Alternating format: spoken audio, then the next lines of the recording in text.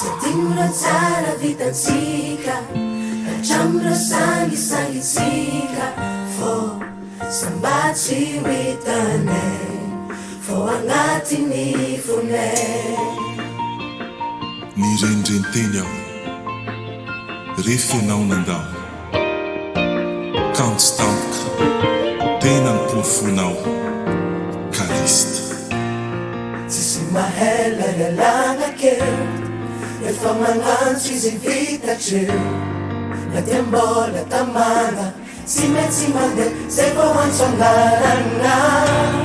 Tsy magnamia fotoananao, zay tapitrandro dia lasa lao. Teny mbola velomo mifankatiave, zarone foana ny agnaranao, indrindrareo asa vitanao olovanay.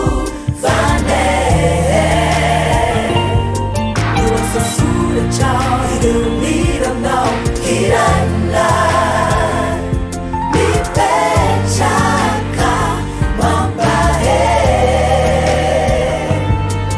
Mbolitrotro sandraiky anao, mbolitrotro ifankarita antsike. Yarihira matraky zay mbolitera ifankarita antsike. Karaha miantona blera aminy abakabakigny, izy koa fa mahatsiaro anao zaho manjombona ny andro.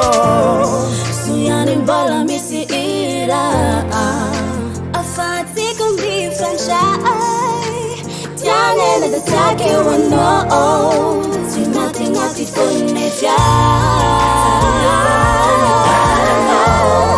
Indrindrareo asa vitanao olovanay. Io asa soratrao, ireo miranao hiranay, mipetraka mampahay. Mbolitrotro sandraiky anao, mbolitrotro ifankarita antsike. Yarihira matraky zay mbolitera ifankarita antsike. Lasa anao namelamamy, nampifankatianay tatoniaty. Tadimro tsara vitantsika, hatramiro sangisangisika.